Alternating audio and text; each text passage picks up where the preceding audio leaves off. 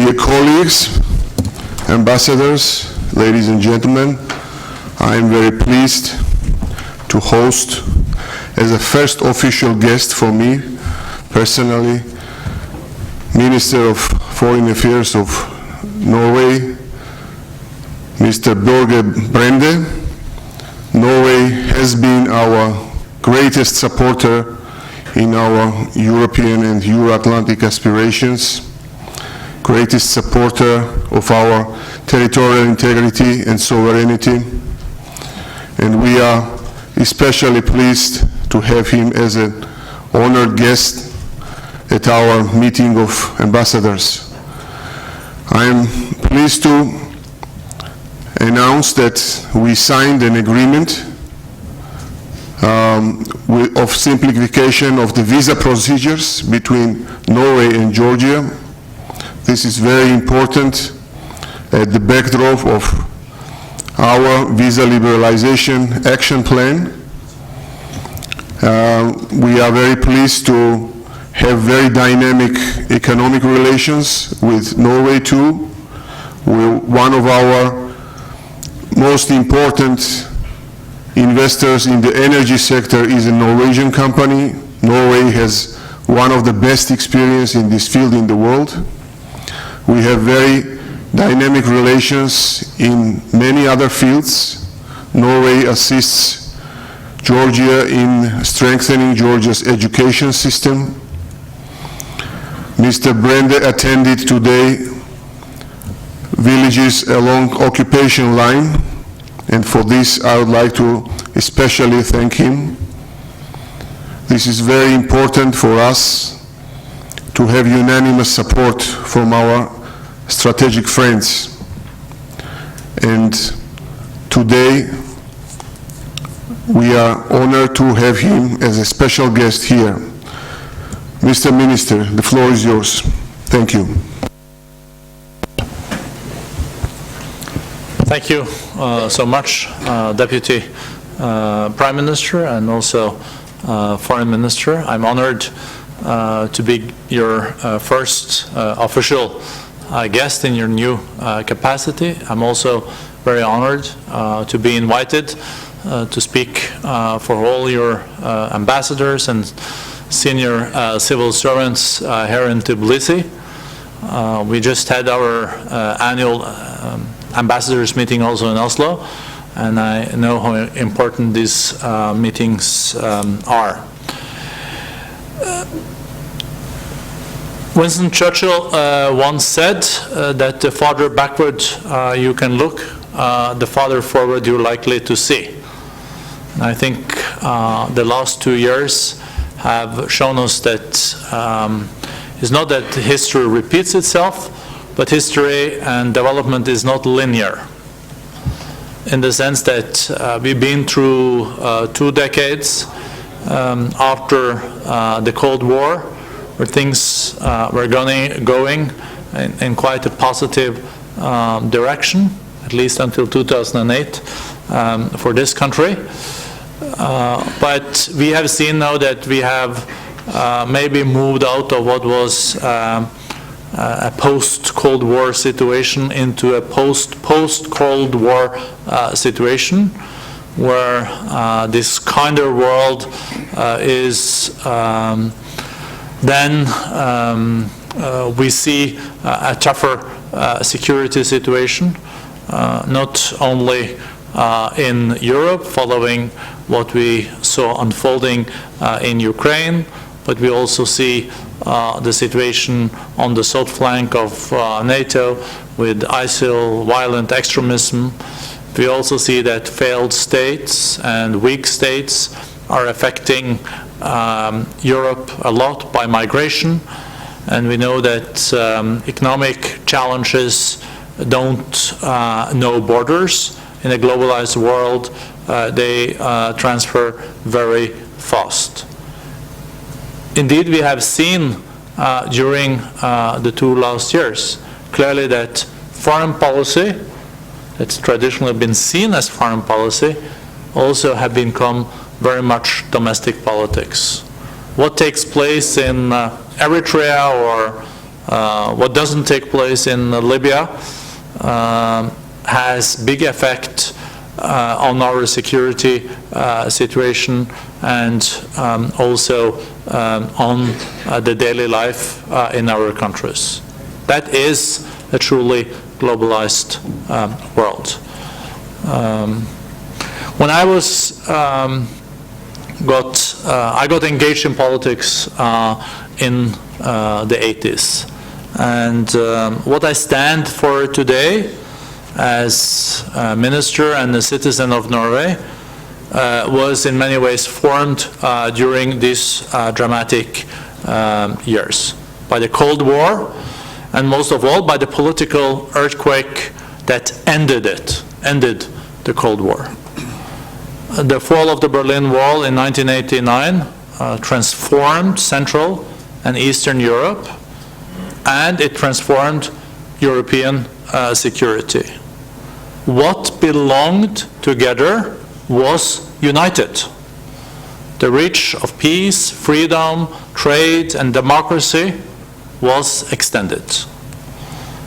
It really opened borders and demonstrated that the true path for prosperity and security is international law and cooperation, not confrontation. Win-win perspectives prevailed. If it goes well for Georgia, this is a good thing for Norway, and vice versa.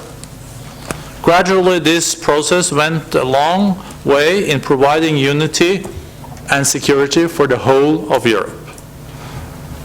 But Europe has not come far enough. Creating a Europe whole and free is still, as you know, work in progress.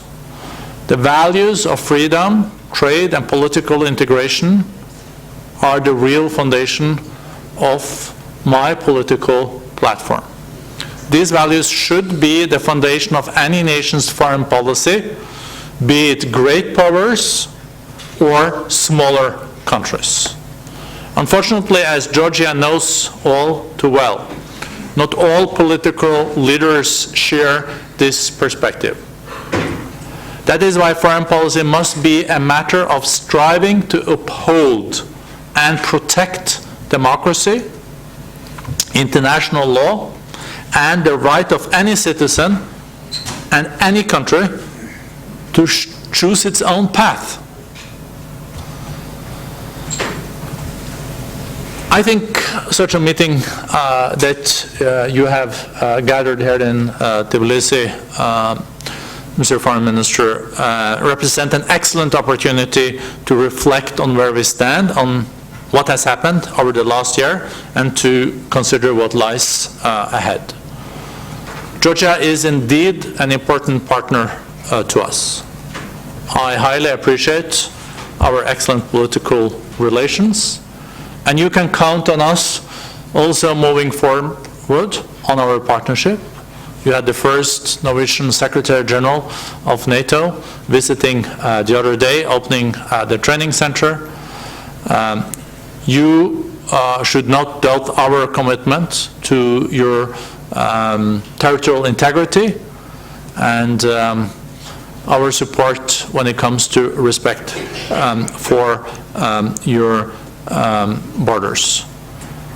As also the Minister mentioned earlier on, we have great economic relations. We can even enhance this, and I think the EFTA free trade agreement that we have now started to negotiate is a very crucial one to get signed. As your Deputy Prime Minister, I also have had the responsibility of Trade and Industry Minister earlier on, and I know the importance of these deals.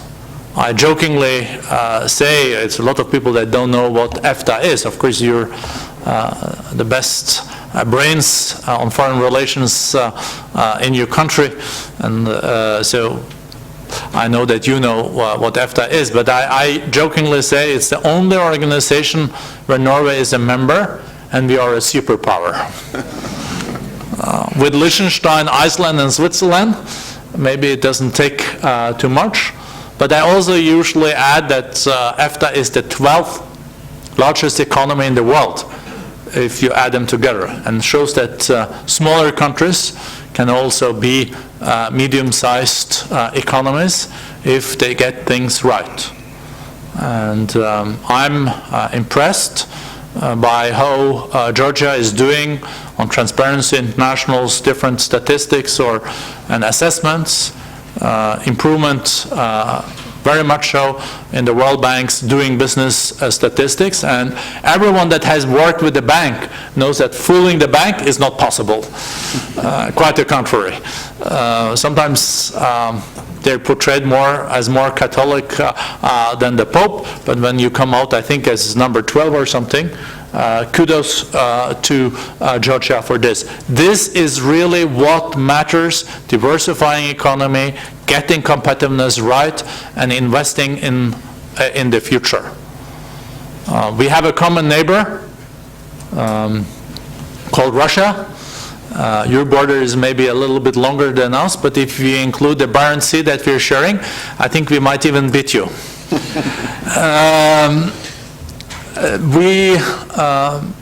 Of course, we're fortunate enough to settle our border issues in the Barents Sea. The Grey Zone became a real border back in 2010. And I think this has been a good thing both for Russia and Norway.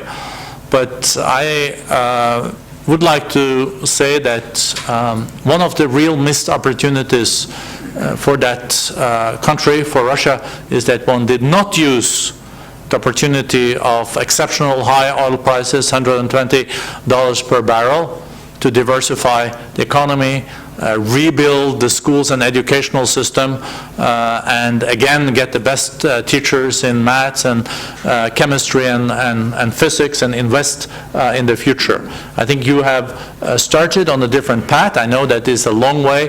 GDP per capita is still $5,000 US, but we have a lot of examples of countries that have moved from being lower middle income countries to be really prosperous countries. I was with Secretary Kerry and President Obama in Alaska on Monday, so if there's any mistakes in my speech, please blame it on a monumental jet lag. I think there is like 14 hours between Alaska and Tbilisi. President Obama uses a very strong example of showing what the right reforms can lead to.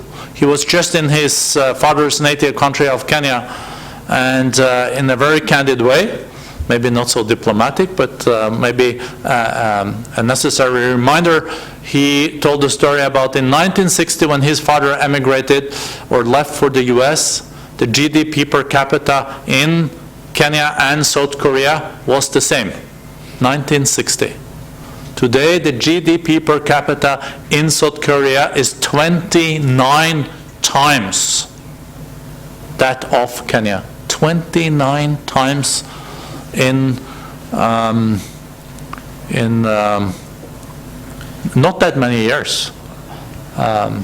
This also shows, I think, the great perspectives and prospects for this country if you continue on these reforms, democracy, and also good governance. And we would like to be a partner in this.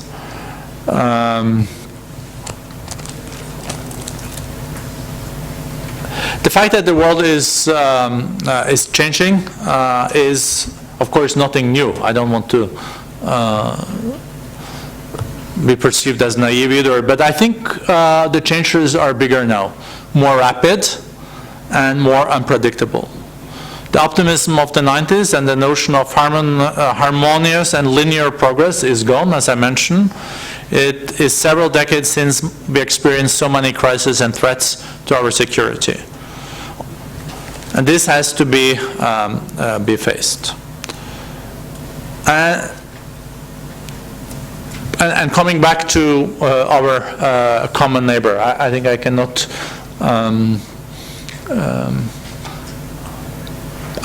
we need to address the elephant in the room.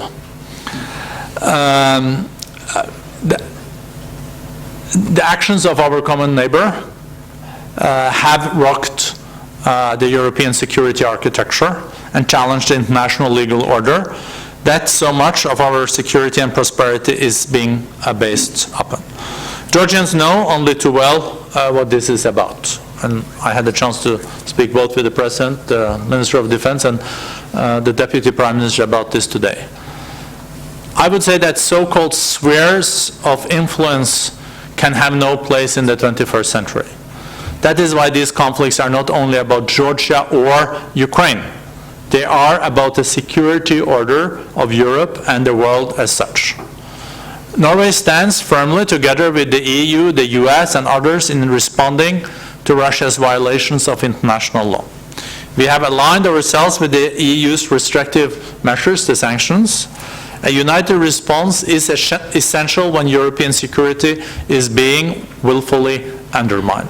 And let's face it, the EU and the US is 45% of the global economy. Russia is 2.7% of the global economy, comparable to Italy.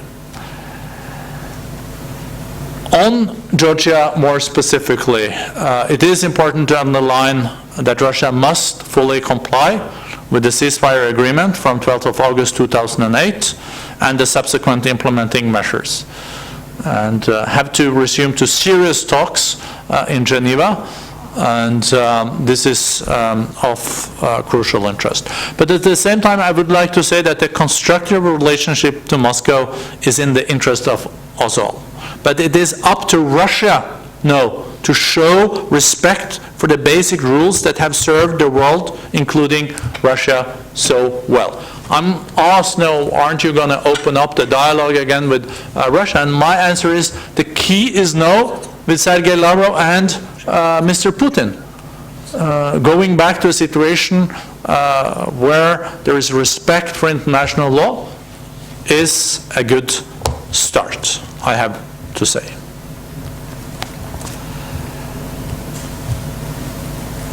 I'm mindful of the time.